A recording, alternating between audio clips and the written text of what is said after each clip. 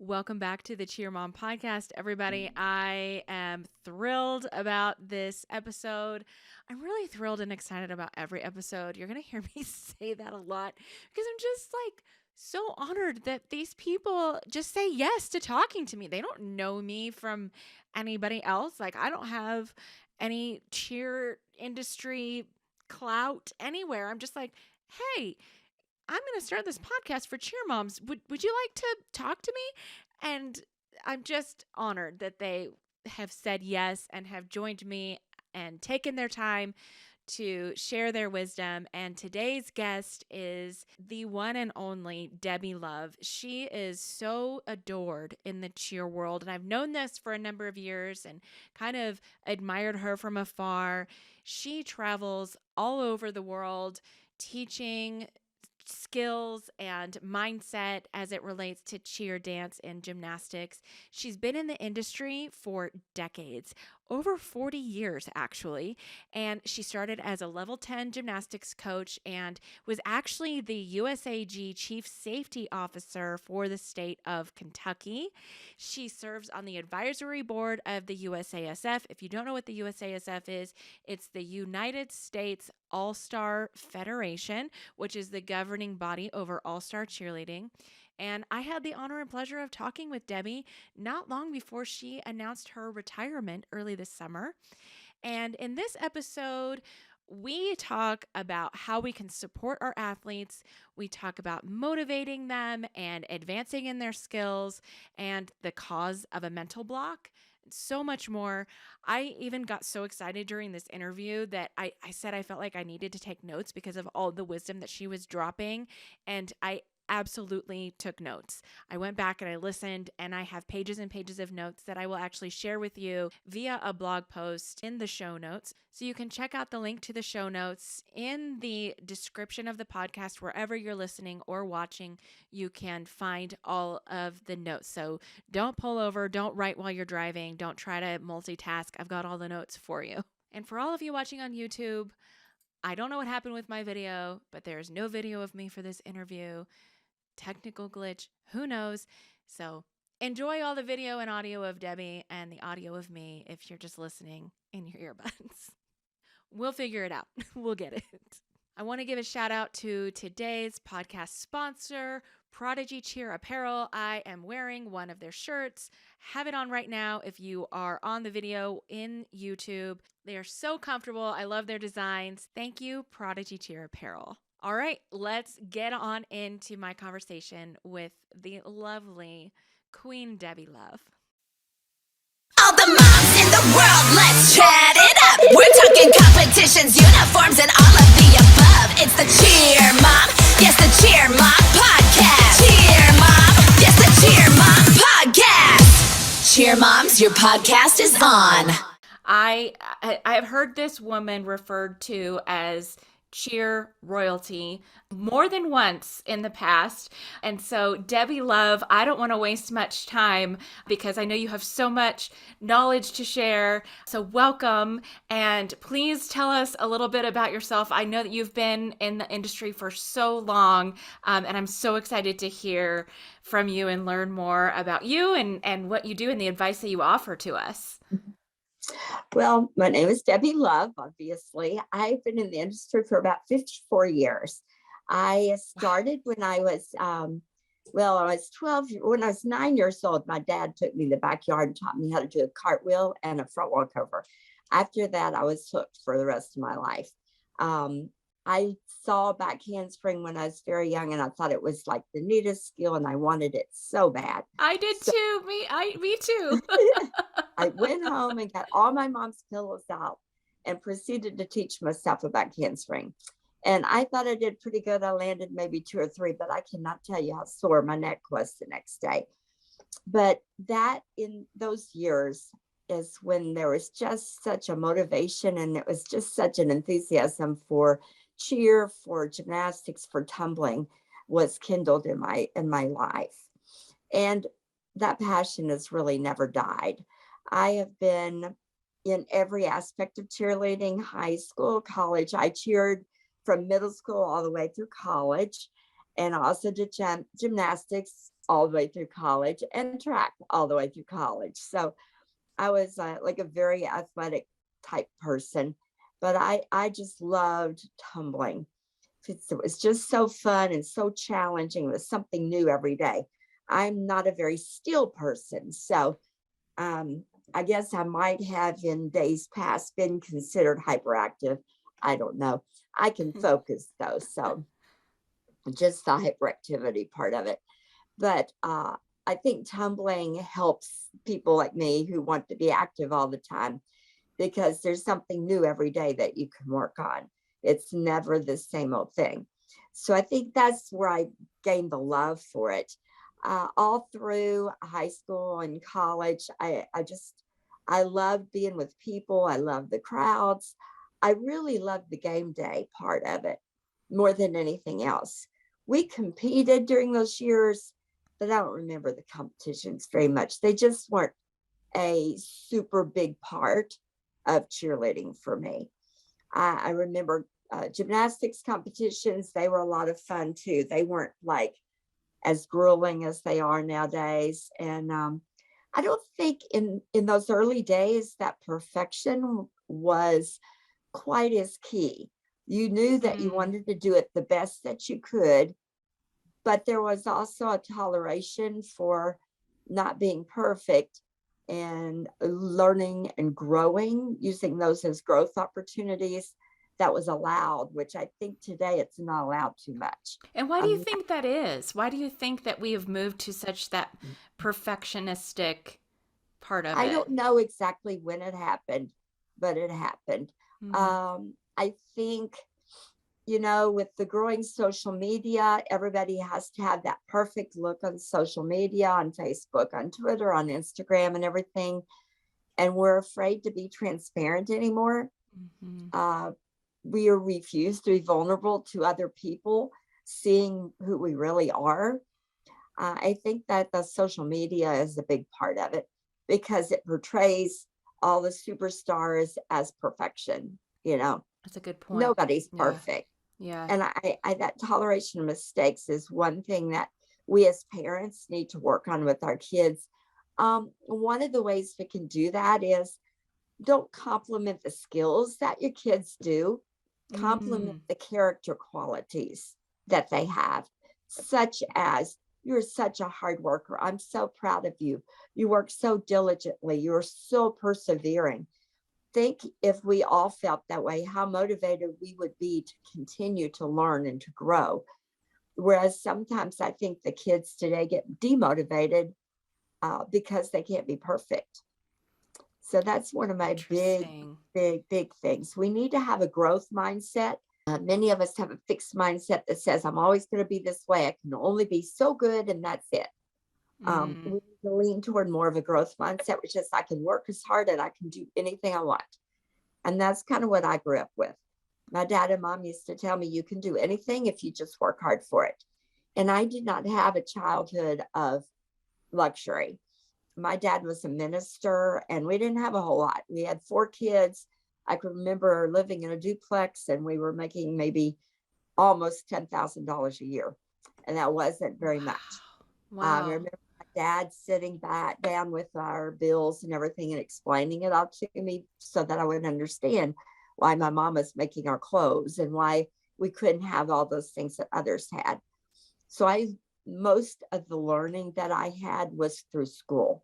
Gymnastics was in the school, cheer was in the school, track was in the school. So I credit my school programs for most of my fundamentals. Wow.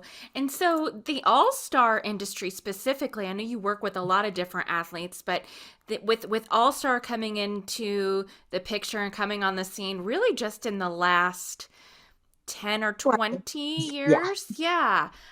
So how have you seen it shift? You mentioned the perfectionism, but how have you seen the industry change since all-star cheerleading became a thing? And some of it's good and some of it's not so good. I think we've changed in that we have a fairly consistent, systematic way that we make up our routines and everything. It's not the wild, wild west like it used to be. where you had to change your routine every single time you went to a competition Mm-hmm. because they all had different requirements. So in that way, we've changed a lot. And I think that's good. That consistency is really nice for people. Sometimes it makes for like a cut and dry routine. And I think in many ways, sometimes we take out the creativity, which we need to leave in there. I think that's important too, but we can have both. In other ways, I think in recent years, we've gotten where we want more skills on the floor, and we don't care what they look like in the air as long as they land on their feet and stay still. I have an extreme problem with that. I think our technique in tumbling is really terrible. And do you think that causes more injuries? Yes, absolutely. That and the fact that a lot of times we put tumbling on bodies that aren't strong enough to do the tumbling yet. Oh, So it's something that might take kids for 2 or 3 years to learn. Wouldn't take 2 or 3 years if they just do some conditioning, some purposeful conditioning, not useless conditioning, the purposeful conditioning for that particular skill before they start to learn it. I think the big thing is this. There are 3 steps to the learning process. The first one is a visual, and that's where you see the skill and you say, oh my gosh, I want that skill, kind of like the back handspring was for us. Mm-hmm. We honestly do not know how to do that skill. The second stage is the associative stage. That's when you actually associate your body with that skill and you learn it. Unfortunately, for most of us in our industry, that is when we let it go and say, okay, let's move on to the next one. Well, that causes 2 problems. First of all, they don't own the skill. So we're asking for injury. We're also asking for mental blocks in that case. They need to get to the point where they own their skill, mastery of a skill. That means that there is never a skill that you put in a routine that you cannot literally do 10 times out of 10 in a routine. Pretty much flawless. We always know they're not going to be perfect, but pretty much flawless. When you can do skills that well and you wait and you put own skills in the routine, I always like to say our coaches would be sitting out there on the sidelines saying, dear Lord, please help them hit this routine that they don't own. They would say, what? They fell? They never fall, because all of those skills would be mastered. So if there's one thing I can tell parents is let your kids master their skill. Are you looking for a fresh new look for your team this season? Check out Prodigy Cheer Apparel. Work with their dedicated team to create a style that you love. Their team of artists create 100% customizable tees, tanks, practice wear, warm-up gear, bags, accessories, and more. Get your quick quote for pricing at prodigycheerapparel.com. And is that what you mean by, I've seen you talk about and write about a mental muscle? So maybe, and we're going to talk about mental blocks in a minute, but maybe they don't have a mental block. What are some ways that they can work their mental muscle? Okay, there's a lot of different things. I call these, like, I would like for them to do journaling. I think every athlete needs to keep a journal, and they need to have five things in that journal. They need to have a short range goal, which is a monthly goal. So incremental goals are super important for motivating us to keep on going for the next one. Not only do they need to have it, but they need to write a plan on how they're going to reach it. Secondly, they need to have a long range goal, like a 3-month goal. And again, a plan on how they're going to reach it. You're not going to reach it if you don't have a plan. We can set goals all day long, but until we put some feet to them, we're not going to achieve them. The third thing I think we need to do is be grateful for the things that we have and what we do. I really encourage kids to keep a gratitude journal as part of their journal. And each day they write 5 things that they're grateful for. And they can be a lot of the same things. That doesn't matter. But it's just the attitude of gratitude at that moment when you write them down. And I really encourage you to do morning and night. You know, wake up to that positive attitude and go to bed with that positive attitude. I then want them to keep a record of the conditioning, not what they did, but that they did something that day to improve their body, to improve their sport, to improve their mind. And then the last thing is the actual journal. And let me tell you why this is important. Each day when our day is over, we have a bunch of junk in our head. We have some negative, positive. We have a whole lot of stuff that we've developed over the day, and we need to dump it somewhere, both the positive and the negative. So I encourage my kids to put the positive on one side, the negative on the other side, and put it in your journal so that we have a clean slate for the next morning. So journaling is one thing I feel is very, very important. Another thing I feel is important for all of us is to have a positive box. You can do it in 3 different ways. A lot of young children like to actually make a box and write some positive words, affirmation words, and put it on the box, or quotes or whatever. And you put paper and pen beside that box. And every time throughout the day they pass it, they have to write something positive about themselves. For very young children, they might want to draw a positive picture about themselves. Another way that you can do this is have a dream box.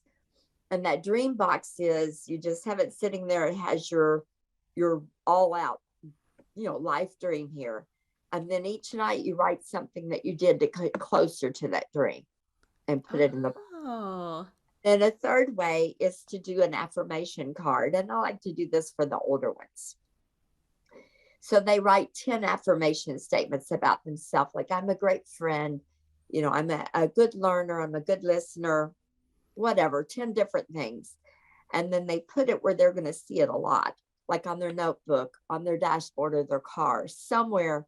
And I really encourage all the adults to do this as well, because we need to be feeding ourselves affirmations of ourselves. We do not have the highest self-esteem that's ever been. I think that is a prominent problem as well. And in order for us to improve that, we have to be feeding ourselves some positive self-talk. I think, though, that's 2 very important things. And then one other thing that I think they need to do that's going to help them mentally is to script their routines, script their skills. So what I mean by that is you take short action verbs and power words like push, squeeze, pull, things like that. And you literally write an 8-count sheet of each of your skills. And then when you have a routine of your whole routine. Now, the reason for that is, and I'm very oversimplifying this, but there's really 2 parts to our brain. There's a cognitive part and there's an emotional part. And many times we have issues because our emotions hijack the mental capacity, our cognitive brain. So if our cognitive brain is working through our scripting, and that's what we're visualizing is the scripting that we've done, then there's no room for the emotions to come in and hijack. Wow. I wrote a document called 26 Stress Reduction Techniques. And a lot of those are really important as well. One of those is breathing techniques. If you do belly in first and belly out last as you breathe to a count of 4, you're going to inhale and fill your lungs completely with oxygen so that you're going to be the most powerful that you can be. But instead, we do a lot of shallow breathing. That's why we get so out of breath and people pass out and things like that. So we need to learn to use deep breathing. So it's belly in and belly in first, belly out last. When we do that consistently, we're going to go through our routines with a lot more ease and a lot less stress. Some other things we can do are to go to our happy place. If, I think during the day, you need to stop and take some moments during the day. I know I get pretty stressed a lot of times. And when I start feeling overwhelmed, I do 2 or 3 things. I'll turn on my favorite TV show and just stop and listen to it for no reason at all. And then sometimes I'll just close my eyes and put myself on the beach. That's my favorite place. Me too. And, me too. and I love that. And when I do that, it just makes it really, really calm for me, Yes. or I'll read. I'll just do a change of pace because that's something else that you can do to relieve stress or tension. I don't think our kids have the tools. I don't know that they have stress reduction tools. They just feed stress, stress, stress. You have school, you go to practice, you come home. Right. Your parents are wanting you to do your schoolwork perfectly. They're wanting you to be perfect and front and center in every routine. And it's just not going to happen, you know. Right. And I think, first of all, that's all amazing, and it's part of what we hope for, and why we invest so much, I think, in cheer as parents, is for our kids to learn these life skills. So we talk about learning to work on a team and learning to work, learning to be coachable, but I didn't even think about these things, that Yeah. the gratitude and some of those personal development exercises and that growth mindset. You better believe that I'm going to go back and listen and take notes and do that for myself, because all those things that you mentioned, I need more of just in my life. And it's really important that we understand that 90% of what we do is mental. Only 10% is Yeah. physical. Yeah. We're not doing either one really well. We're not Well, building the bodies with conditioning, so that they yeah. can do their skills easily and without being hurt. And we're not building the mindset. We're not doing anything for the mental development. Yeah, and I think that too, I know I've been guilty of this. We sort of undermine, or take for granted or discount, however you want to say it, the amount of stress that our kids go through. I think the pandemic has brought a lot of that to light. But even I, as a kid in high school, one of my teachers told me, "You don't know what stress is. All you have to worry about is going to school. You don't know stress. Wait till you're an adult." And even looking back as an adult, I think, no, I was under an extreme amount of stress and pressure. And so that's so important to recognize that our kids, no matter their age, are going through stress and the daily pressures of life. And it's all relative, but it's still stress to them. And to be able to separate that out mentally, I think what a great exercise that we can do even with our kids. I think it's really important to be very transparent with the kids too, especially after this pandemic, because it's been hard on everyone. But the biggest Mhm. thing is that we need to find out where they are emotionally so that we can, through empathy, help them to understand what's going on in their minds and what's going on in their life, because they don't know. And then we need to give them the tools. We don't just need to say poor things, we're making them weaker that way. We need to give them tools and say, here are the tools that you can use, these stress reduction techniques, or the journaling, the mental growth techniques. These are Mhm. the tools that you can use to become a stronger person, to be able to overcome the stress involved with pandemics, or losing something, or not doing well on his test. And we're just not doing that. I know I grew up very resilient, and there wasn't anything that knocked me down, and there still isn't. But I was tough, but I was tough mentally, because that's the way I was brought up. And I don't think we're bringing our kids up to be tough. And I don't mean to be rough on them. We can be a gentle giant with our children and require accountability and require excellence without requiring perfection. I think that differentiation is very, very important to our children. Yes, that's so good. So good. Well, I want to switch gears here because I really want to talk about, this is one of the most common questions that are asked in cheer mom Facebook groups and in mom groups as we're watching from the viewing area or out at happy hour. It's my kid has a mental block. How do I she's going through a mental block, and it can be unimaginably frustrating for the athlete, but that carries over and bleeds over with the parent because we don't know how to help them. It becomes frustrating because sometimes those mental blocks can last for years. Or I actually know of a parent who her daughter could do the skill when no one was watching, but as soon as someone watched her, it was all over. She Right. couldn't do it. And so, can you walk us through, in your words, really what is a mental block, and how do we support our kids through them? Because I know that's a whole other conversation for coaches, but as parents who, I don't know how to tell my daughter how to straighten her legs or Yeah. do a back handspring or get her double. So emotionally, how do I support her? First of all, I don't call them mental blocks. I call them Okay, challenges. They're got it. just small obstacles to the success that we're trying to attain. Uh, when we talk about a block, I think it has a bad connotation. But Mm-hmm. if you think about it, in your life, every one of us has had some kind of mental challenge at one time or another. It might not have been in tumbling. It might have been in a conversation with somebody we thought was really important and we just blanked out and couldn't talk to them. It might have been at work when we were presenting a project or something and we just went blank on what we wanted to say. It might be just in a relationship with somebody else. It could be in anywhere in our life. I mean, there's many times that I've had mental challenges. So I think we need to understand that first of all, it is not something that's not common. It's very common in everyone's life. Mm-hmm. So the first thing we have to do is accept that it doesn't mean that you're a good athlete or a bad athlete.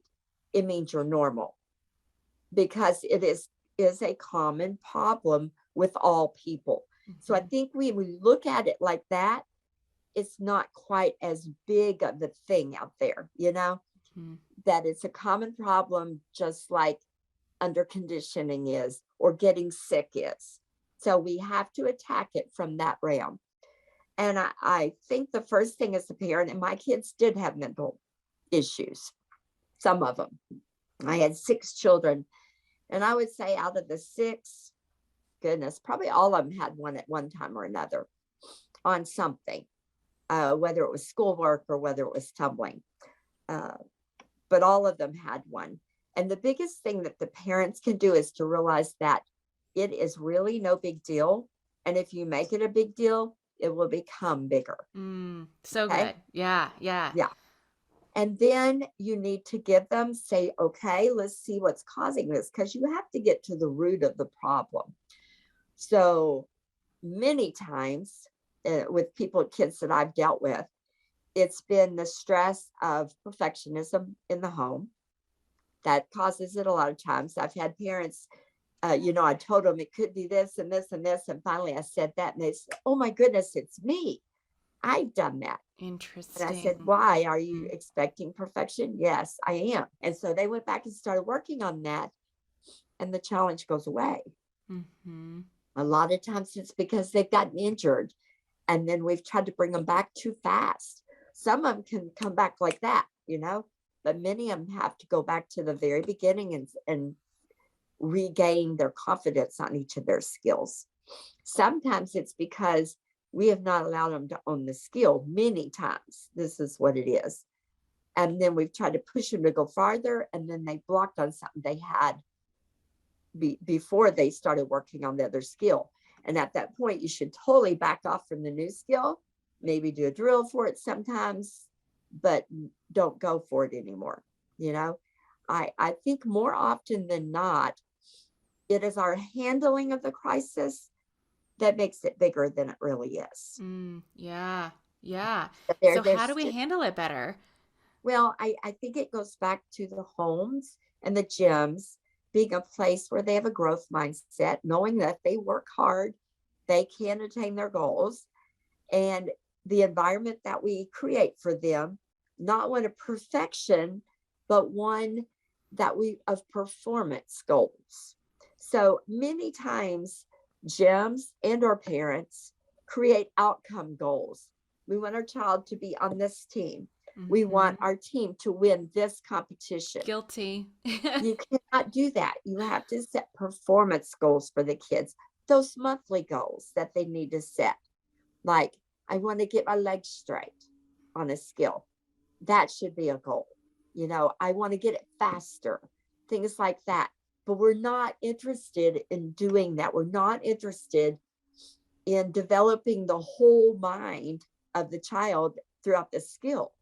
And therefore, we find ourselves at a pause where they have a mental challenge. And now we have to decide what route to go. We have to find out what created it first, whether it wasn't stress. Is it coming from the home? Is it coming from a coach? Is it coming from within them? Then we attack whatever that, I don't want to say attack, that's probably not the correct word, but we treat that issue with the stress reduction, with the things that I just mentioned, the scripting of the skills, the journaling, and all of that. I think when we do that, we're going to find we have a lot less mental blocks.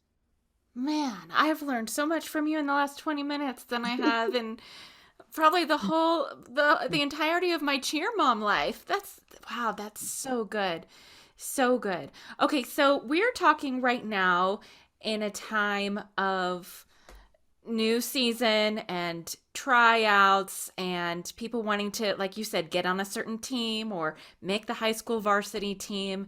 And I'm sure you've heard the running joke about parents who call in and want to get their kid for all these private lessons or enrolled in all these classes and get their skills in a matter of minutes.